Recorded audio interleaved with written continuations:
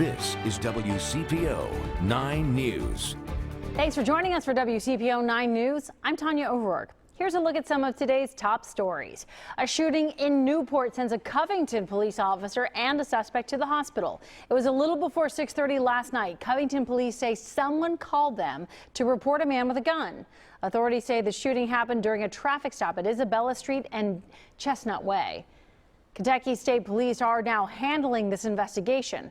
The conditions of the officer and the suspect have not yet been released. Investigators were on the scene for hours Monday night collecting evidence.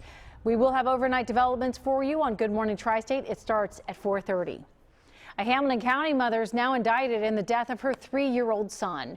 Angel Campbell's accused of involuntary manslaughter and endangering children. That boy was found under a bed after a house fire in February. Investigators believe the boy started the fire while playing with a lighter. His grandma was watching him. A neighbor helped pull her out of the apartment. Prosecutor's office tells us the indictment stems from the mom leaving her child with someone who wasn't capable of caring for him. The demolition of the Millennium Hotel in downtown Cincinnati is underway. Crews began tearing it down Monday. The skywalk that connects to the convention center will be the first to go. The whole process should take about 15 months, so into next summer. Elm Street between 5th and 6th Streets will be closed the entire time, so be aware of that. We have more closures on our website, WCPO.com. Hello, everyone. I'm 9 First Warning meteorologist Sherry Hughes. We're going to be in the 40s overnight and, more importantly, 70s for Tuesday. Lots of sunshine. It's going to be a breezy day. Winds gusting upwards to 30 miles an hour. And we will hold off from the rain until late Tuesday night into early Wednesday. We'll see showers around maybe 10 or 11 to midnight. They'll move out during the early portion of the afternoon. Behind that, some much colder air. Only 50 on Wednesday and 40s for opening day. I'm Marielle Carbone. Kentucky State Police are investigating an officer-involved shooting here in Newport. The Covington Police Chief tells us that this is a result of a traffic stop. This area usually never has any bad commotion going on. I ride around all the time. So. Christine Barlow was riding her bike near 5th Avenue in Newport when all of a sudden heard a couple shots going off. And then next thing I know, there was a police officer running this way. All the police officers were coming. And yeah, it was just shooting. Those shots, gunfire exchanged between a Covington police officer and a suspect. We're just hoping everything will be okay. Covington Police Chief Rob Nader says the department got a call about a man with a gun on Scott Street around 6:20 p.m. Officers saw a vehicle matching the description of the suspect's vehicle. That led to a traffic stop here in Newport, where both the suspect and the officer fired shots. Both were hit and taken to UC Hospital.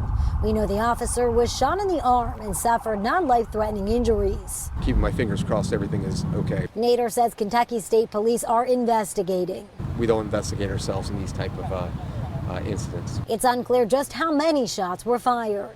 I'd rather be at the hospital with him than standing here in front of you.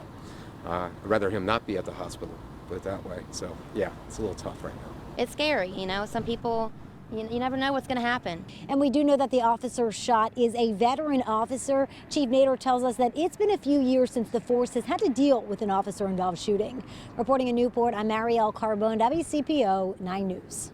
It was difficult at first to do it because, I'm telling strangers what happened. It has been nearly 37 years since what happened here permanently shaped Roxanne Wagner's life.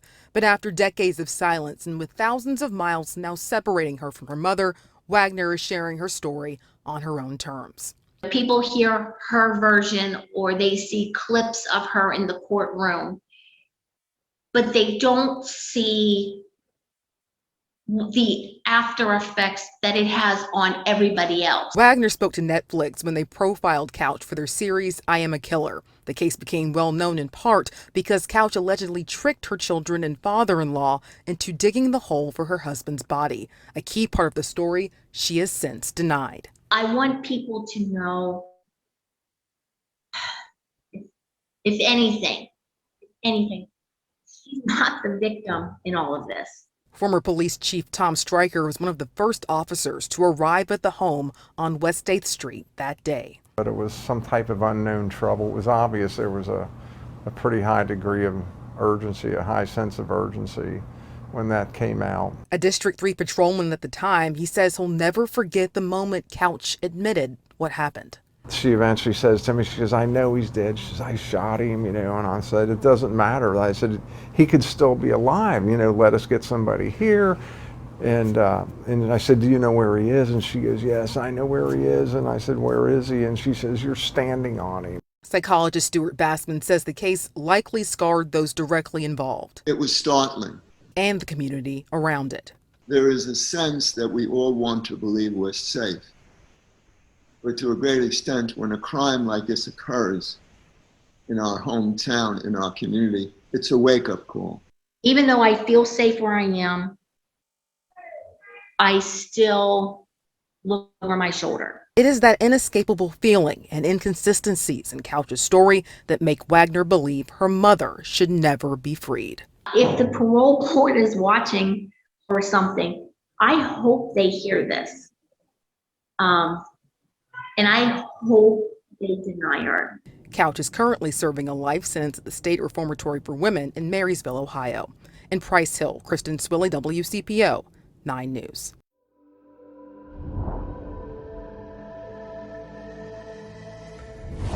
The head of the Centers for Disease Control and Prevention and President Biden are asking Americans to stick with the pandemic precautions just a little while longer. Monday, officials announced that the U.S. has surpassed 30 million cases of COVID-19, and parts of the country are seeing a steady rise of cases.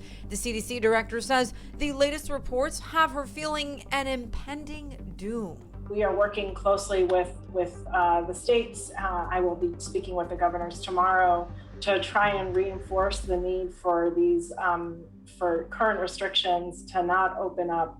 I think what we do with masking will really depend on where we are 40 days from now. According to the CDC, about 143 million vaccine doses have been administered in the United States. This case is not about all police. This case is about Mr. Derek Chauvin. That Derek Chauvin did exactly what he had been trained to do over the course of his 19-year career. The trial for former Minneapolis police officer Derek Chauvin began today. Chauvin is charged with second-degree unintentional murder, third-degree murder, and second-degree manslaughter in the death of George Floyd last May. Chauvin has pleaded not guilty.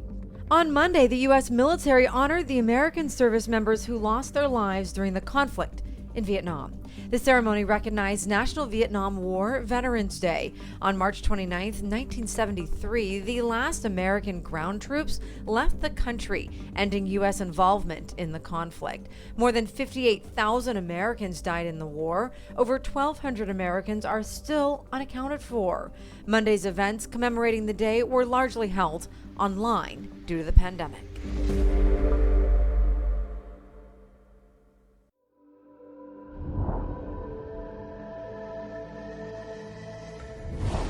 It's no secret this country has an infrastructure problem. Roads, bridges, water lines. The American Society of Civil Engineers recently gave the U.S. a grade of C- for our infrastructure. Casey Dinges is with the group. All parts of the country have issues. Red states, blue states, purple states. Well, this week, President Biden is expected to reveal his idea for a massive infrastructure plan, tentatively scheduled for release on Wednesday in Pittsburgh. And while the exact details are not out yet, we know it will likely be in the trillions and drastically impact everything from your commute to your child's education. But you may be wondering, where will the money come from for this multi-trillion-dollar spending package, especially after the country just spent over $1 trillion on stimulus checks? The answer is one word: taxes. America hasn't had a significant tax increase since 1993. President Biden has promised no new taxes for anyone making under $400,000 a year. White House officials have said couples earning at least a combined income of $400,000 could see an increased rate, though. Taxes for those Americans could go up 2 to 3%. Additionally, corporations and big businesses could be set for an increased tax bill, too. Early indications suggest they could be raised 7 to 10%. So how will this impact you? William McBride is an economist with the Tax Foundation and says you don't have to be CEO of a company or make six figures to potentially feel the impact. If the company you work for has to pay more taxes, it could be passed on to you. It's going to put pressure on the ability of employers to provide raises. It's going to put pressure on the ability of employers to hire, to promote. That argument is what most Republicans will argue when the debate begins on Capitol Hill. Democrats are already out saying that Wall Street has soared this pandemic and big business can afford it. One thing is clear, though, fixing that pothole or adding that train route will be costly, and the fight to raise taxes difficult for President Biden. In Washington, I'm Joe St. George.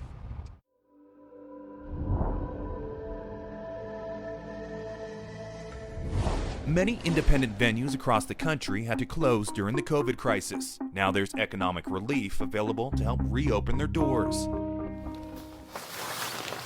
This is how we control the sound that comes from the stage. Cervantes' Masterpiece Ballroom is known for its live shows. So they get the full band instead of just the trio. But since the COVID crisis started, this independent live music venue has gone from standing room only to operating at 10% capacity with social distance shows. We are hosting seated shows these days. This is not normally what you would see in Cervantes. Owner Duncan Goodman is looking to reopen at full capacity after being shut down for more than a year. That's the full band also this time. And having to cut most of his staff to survive during the pandemic. Deferred everything that we could, honestly. And I mean, just cash flow wise, in order to make sure we have money in the bank.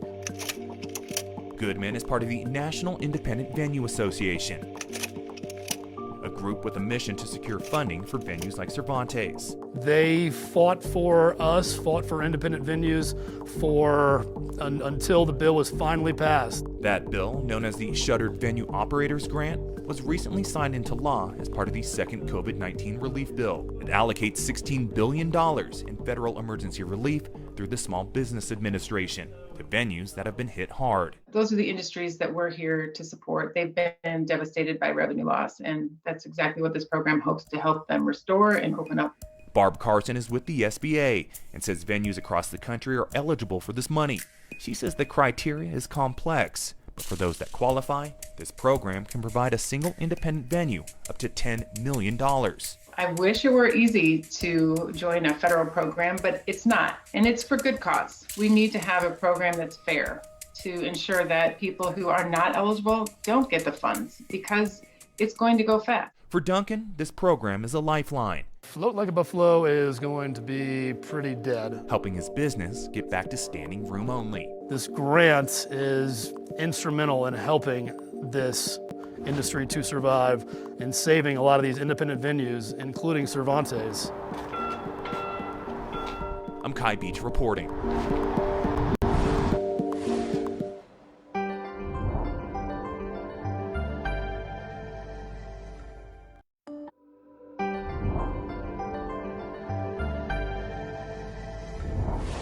Americans owe almost $2 trillion in student debt. But the latest stimulus bill included some provisions that can clear a path for student loan forgiveness. I graduated with about $132,000 in student debt. $132,000 in debt. It's a crushing number, but it's how much Jashira Maduro owed when she got her diploma. This December, when the grace period was done, it was like, all right, here's your bill. And it was so large. It was, over $1,000. It was like $1,300. And I can't get an apartment, the first job coming out of graduation was definitely not going to cover that. The majority of Jashira's loans were private, but she still had $30,000 in federal debt. The weight of those loans and payments can be overwhelming for some. But there's a glimmer of hope coming. The primary benefit of this latest piece of legislation is that any form of student loan forgiveness coming down the pike, at least from the federal government, would be considered tax-free. This is Andrew Pentis, an advisor with Student Loan Hero. He's talking about a piece of the latest COVID stimulus bill, the American Recovery Act.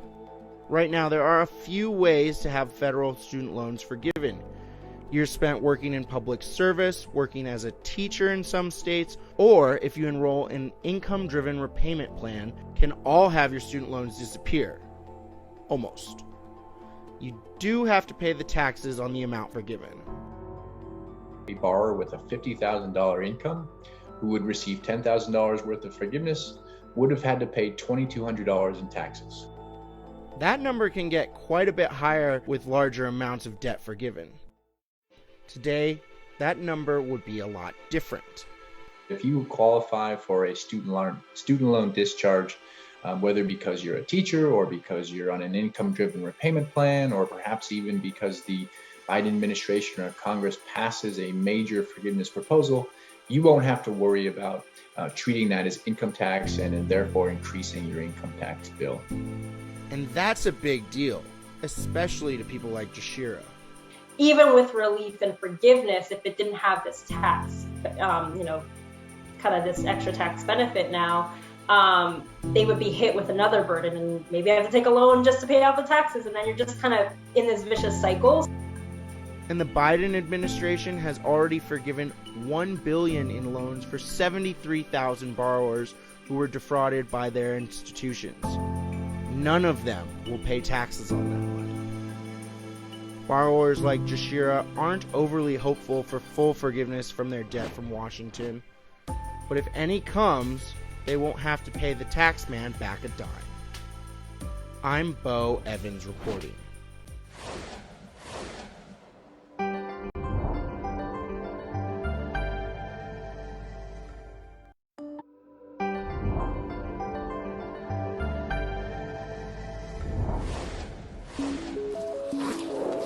Dick's Sporting Goods chain is launching a new store concept with what it calls an experiential store in New York. Dick's House of Sport features a rock climbing wall, indoor wellness spaces, and an outdoor field for sporting events. The company says customers at the location will get a hands-on shopping experience with their products, as well as help from fitness experts. The new store comes on top of a successful quarter for Dick's, which took in $3.13 billion in revenue. Southwest plans to beef up its 737 MAX fleet. The airline announced plans Monday to buy 100 of the planes. The deal includes options to buy 155 more. It's a major vote of confidence for the 737, which was grounded for close to 2 years after 2 of the planes crashed, killing 346 people. Southwest Airlines only flies airplanes in the 737 family. It plans to replace older models with the new MAX version. Hello everyone, I'm 9 First Morning meteorologist Sherry Hughes. Overnight clear tonight with a low of 42 degrees. That's above normal. We start in the upper 30s at 8 a.m. and then we'll see those temperatures near 60 by noon. Lots of sunshine, but it's going to be breezy with winds out of the south gusting upwards to 30 miles an hour. The high temperature though around 70, and we are tracking the potential for some showers. We're sunny all day long, but by about maybe 10 or 11 near the midnight hour we see some rain coming in with a cold front, and that rain will last through the overnight, pushing out during the early portion of the afternoon on Wednesday. You're going to feel a big difference too. It will be a cooler day with highs only around 50 on Wednesday. For opening day at the Reds with the Cardinals, it's going to be even colder. Those temperatures topping out only near 40 degrees.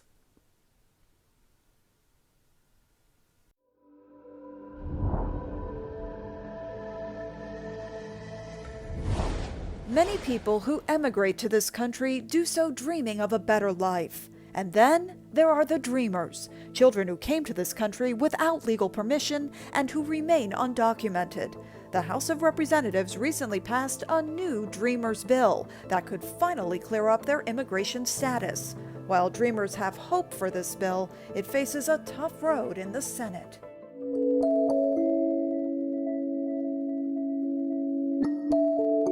For 20-year-old Yatsiri Cruz, I was brought to the United States when I was 9 months old. America is home. Most of us dreamers came to the United States as children, not even knowing, and this is all we know. Cruz, who goes to college and works as a paralegal, is one of 2 million people living in the country and legally allowed to work, known as dreamers. We're citizens without the title. We're citizens without the title. Without the benefits, without being recognized. The name Dreamers comes from the Development, Relief, and Education for Alien Minors, or DREAM Act of 2001. In the 20 years since, there have been 11 versions of the bill introduced in Congress. None have become law. President Obama, through an executive action, allowed Dreamers to apply for the Deferred Action for Childhood Arrivals Program, or DACA. But it's just that, deferred action, and offers no pathway to citizenship. But now, there's hope for change. It's not just numbers, it's actual people that this is affecting. Irvin Gonzalez is with CASA, an immigration advocacy organization. We provide services and community organizing. The House of Representatives recently passed a new Dreamers bill that could finally give some clarity to their immigration status. It now heads to the Senate, where it faces an uphill battle. We're very happy to see the first step pass and waiting for the full act to pass. So now it's to continue to keep that pressure. The White House, the Senate was all one because of these promises you made for the immigrant community. So it's now to uphold and keep those promises that you made. To 20-year-old Yatsiri Cruz. We have hope. We have hope. That means speaking out and sharing her story publicly. I think we give our full and 100% to this country and to our people, our community. In the hopes of a chance to stay. In York, Pennsylvania, I'm Maya Rodriguez.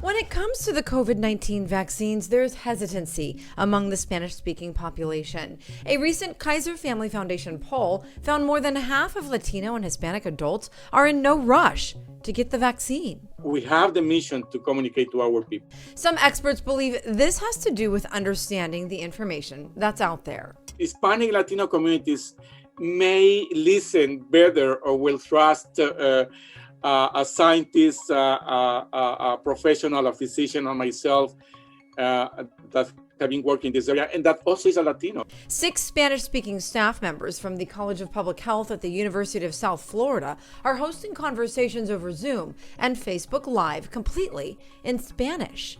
Everyone is invited to listen in and learn more about getting vaccinated. We want to really emphasize both their safety and efficacy and sort of alleviate some of those tensions and fears that people are experiencing. One of their conversations is posted to Facebook. Just visit the USF College of Public Health page to watch.